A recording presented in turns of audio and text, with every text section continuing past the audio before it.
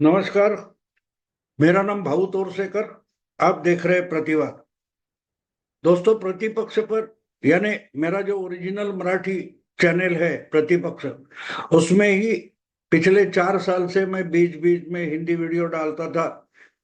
तो वो पसंद आने वाले जो लोग हैं वो एक अलग मांग करने लगे, इसलिए मैंने प्रतिवाद करके सिर्फ हिंदी वीडियो के लिए अलग चैनल बनाया है। अगर इस चैनल के वीडियो आपको पसंद आ रहे हैं तो प्रतिवाद को ज्यादा से ज्यादा सब्सक्राइब करें। अब मुड़ता हूं आज के मेरे विषय के तरफ। आज का मेरा विषय है लोकसभा, हरियाणा और महाराष्ट्र विधानसभा लोकसभा चुनाव के जो नतीजे आए और होने वाले चुनाव है, इसके दरमियान कांग्रेस की जो हालत हो गई है उस पर मुझे लगता है कि चर्चा होना जरूरी है। आपको याद होगा कि लोकसभा चुनाव आने तक राहुल गांधी कांग्रेस के सबसे ऊंचे नेता हुआ करते थे।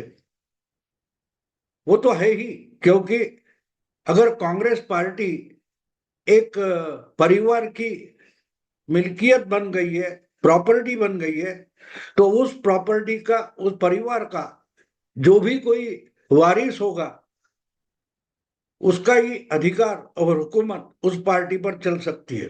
क्योंकि कांग्रेस एक पारिवारिक पार्टी बन गई है, वो आजादी की लड़ाई लड़ने वाली पार्टी वगैरह बची नहीं है। इसलिए इंदिरा जी के बाद संजय संजय के बाद राजीव गांधी, उनके बाद बेवारस हुई पार्टी, तो वापस सोनिया गांधी को यानी राजीव गांधी की पत्नी जो थी उनको बुलाया गया। और अब उनके जो बच्चे हैं राहुल गांधी और प्रियंका वाड्रा वही चला रहे, तो उनकी हुकूमत ही पार्टी पर चलेगी। तो पिछले 10 साल में अगर कांग्रेस की अधोगति हुई है, कांग्रेस की बुरी हालत हो गई है, तो उसकी जिम्मेवारी भी गांधी परिवार की बनती है। लेकिन एक रूल ऐसा भी है कि अगर कांग्रेस पार्टी को फायदा हो जाता है, कांग्रेस पार्टी चुनाव में सक्सेसफुल हो जाती है, तो उसका क्रेडिट सिर्फ गांधी परिवार को या उनके वारिस है उनको मिलेगा। और कांग्रेस पार्टी अगर हार जाती है तो उसका ठीकरा किसी ना किसी कांग्रेस नेता, कार्यकर्ता वगैरह वगैरह संगठन है उसके माथे पर फोड़ा जाएगा। ये कांग्रेस का पिछले 50 साल का रूल बन गया है। तो आज अगर लोकसभा चुनाव में कांग्रेस का फायदा हो गया, 52 से लेकर 99 तक पहुंच गए, तो उसका क्रेडिट तो राहुल गांधी को देना जरूरी था, तो वो हो गया। लेकिन उसके बाद हरियाणा में जो हुआ, तो हरियाणा में कांग्रेस जीतने वाली थी और हार गई, तो उसका ठिकरा तो भूपिंदर सिंह हुड्डा के सर पर फूटना तय था, और वही तो हो गया। लेकिन बात वहां नहीं खत्म होती। बात वहां खत्म होती है या रुकती है आकर कि जहां सचमुच कारण ढूंढने पड़ते हैं कि भाई नुकसान हुआ तो क्यों हुआ।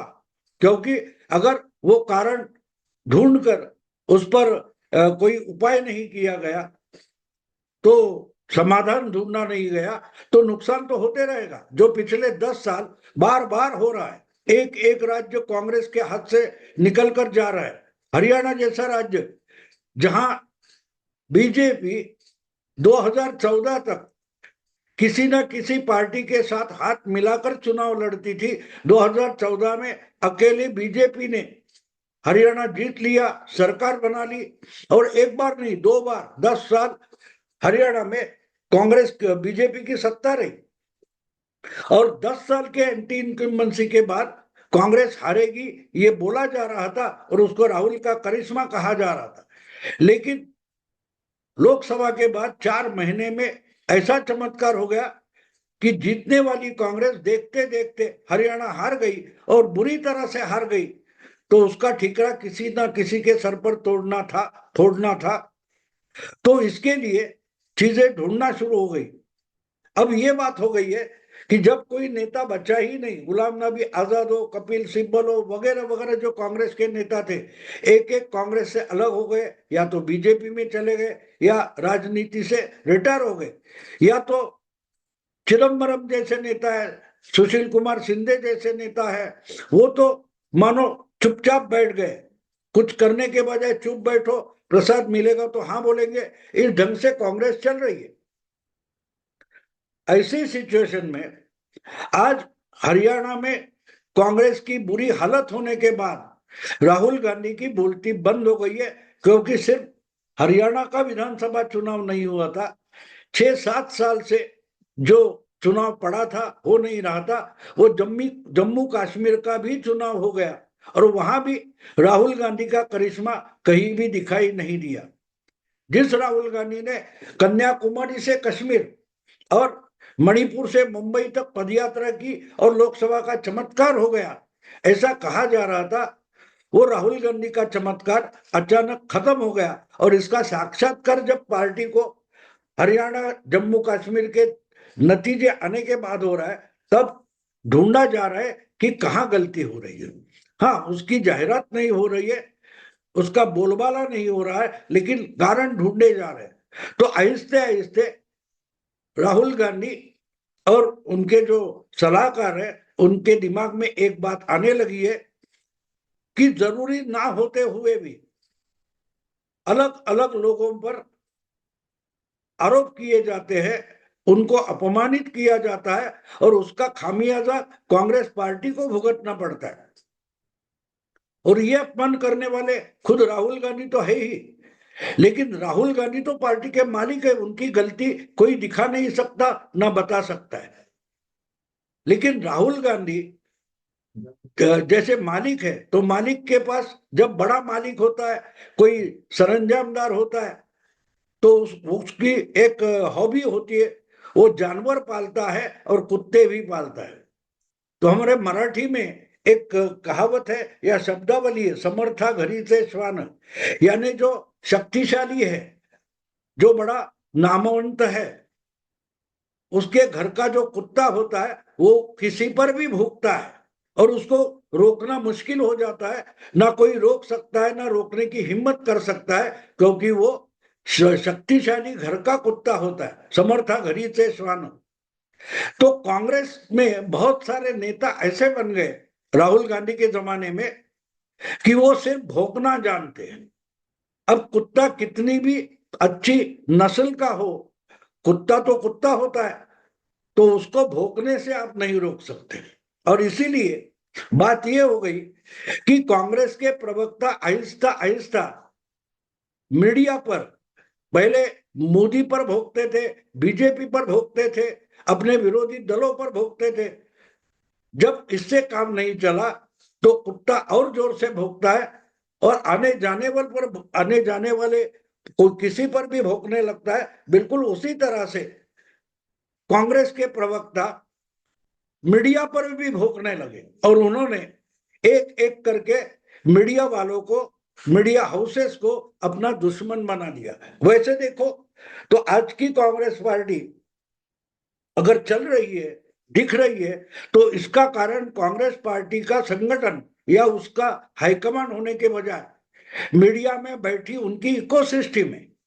और वही इकोसिस्टम कांग्रेस को जिंदा रख रही है, उसको संजीवनी दे रही है। लेकिन बात यह हो गई कि आहिस्ते आहिस्ते ये जो इनके पालतू कुत्ते हैं, पार्टी में बैठे प्रवक्ता हो या मीडिया में फैले हुए इनके जो निष्ठावान श्वान है, वो मीडिया पर भौंकने लगे। जो मीडिया कांग्रेस को जिंदा रखती है उसी पर ही ये भौंकने लगे। मुझे एक पुराना व्यंग याद आता है। 1980 के 70-80 के जमाने में मुंबई में हमारे एक प्रोफेसर चेतन हुआ करते थे एमडी कॉलेज में। वो होली के समय एक व्यंग काव्य का महोत्सव करते थे, चकल लश्कर के। उसमें एक बार एक कोई कवि आए थे, मुझे नाम उनका याद नहीं, और वो कार्यक्रम का एंकरिंग कर रहे थे, संचालन कर रहे थे। तो एक कवि को, भोपाल के कोई कवि थे, उनको उन्होंने इनवाइट किया और बोला कि ये बड़ा व्यंग करते हैं, लेकिन मध्य प्रदेश के बाहर करते हैं। उस वक्त मध्य प्रदेश में मोतीलाल वोरा मुख्यमंत्री हुआ करते थे। तो मोतीलाल वोरा इतने ताकतवर मुख्यमंत्री थे कि उन पर व्यंग करने की हिम्मत किसी को नहीं थी। तो ऐसे भोपाल के किसी कवि को इनवाइट करते हुए उस एंकर ने उस कवि पर या मध्य प्रदेश के हिंदी व्यंग पर एक व्यंग 3 लाइनों में बताया था कि भोपाल की पुलिस खोजी कुत्तों का इस्तेमाल क्यों नहीं करती। भोपाल की पुलिस खोजी कुत्तों का इस्तेमाल क्यों नहीं करती चोरी पकड़ने में वगैरह, गुनाह पकड़ने में। और आगे की लाइन थी, हरामजादे पुलिस थाने की ओर चले आते। यानी कुत्ते खोज करते करते पुलिस को ही गुनहगार तय करना शुरू कर देते। इसीलिए भोपाल में या भोपाल पुलिस कुत्तों का गुनाह खोज करने में इस्तेमाल नहीं करती। बिल्कुल वही हालत आज कांग्रेस पार्टी के नेता प्रवक्ताओं में हो गई है, क्योंकि ये अपने लोगों पर अपनी चमचागिरी चाटुकारिता करने वाले पर भी भोंकने लगे। और इसी कारण से आपको याद होगा, जब हरियाणा में कांग्रेस बुरी तरह से हार रही थी तो उसका ठिकरा एक चाटुकार पत्रकार ने राहुल गांधी के लाडले वेणुगोपाल के सर पर फोड़ा था। लेकिन वो भूल गए कि वेणुगोपाल कुछ भी अपनी मर्जी से नहीं कर सकते। वो कुछ भी करेंगे तो इसके लिए राहुल गांधी का सैंक्शन होता है, या राहुल गांधी के इशारे पर ही वेणुगोपाल कुछ भी कर सकते हैं।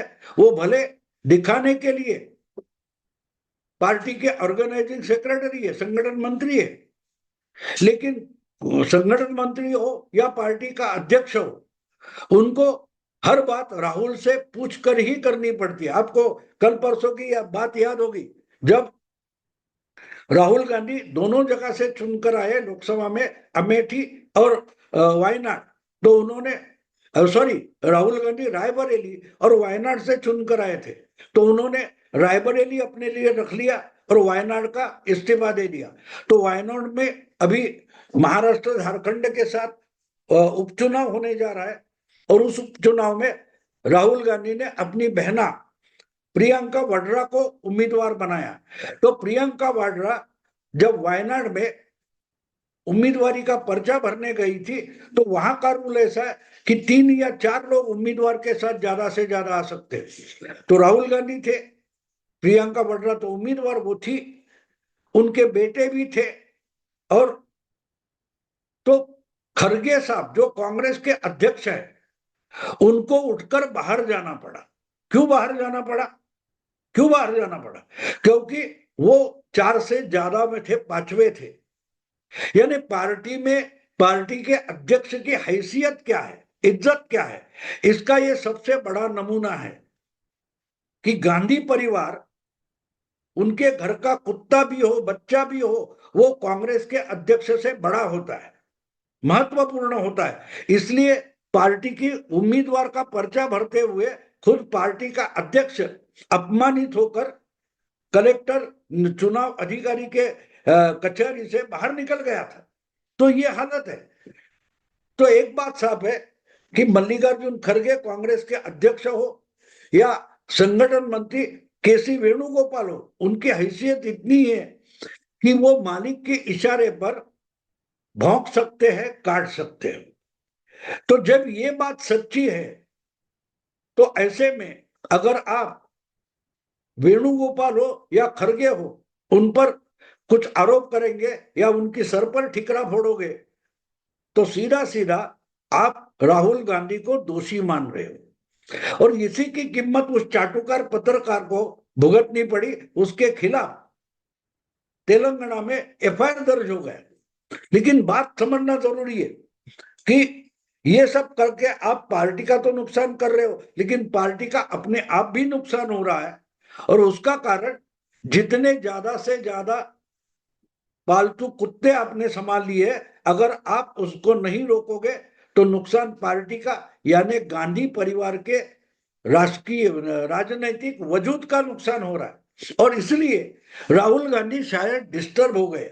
वो उसमें दुरुस्ती लाना चाहते, उसमें कोई सुधार लाना चाहते, और ऐसी खबर है कि राहुल गांधी अब पार्टी में कुछ बड़ा बदलाव करना चाहते। आपको मालूम होगा, सुप्रिया श्रीनेथ हो या क्या बोलते जो पवन खेरा हो, जो कांग्रेस के प्रवक्ता है, ये इतने बेताल हो गए, बेछूट हो गए कि वो एंकर का भी चैनल पर जाकर अपमान कर रहे हैं। उस चैनल पर जाते हैं जहां इनकी ही पार्टी की साइड उनको पेश करनी है, उसी चैनल को गोदी मीडिया भी बोल देते हैं, मोदी के चाटुकार बोल देते हैं। तो इस ढंग से मीडिया दिन ब दिन कांग्रेस के खिलाफ होता जा रहा है। आपको याद होगा, तो जब इंडिया अलायंस बनी थी, उसकी बैठक पटना, बंगलोर और मुंबई में हो गई, और उसके बाद जब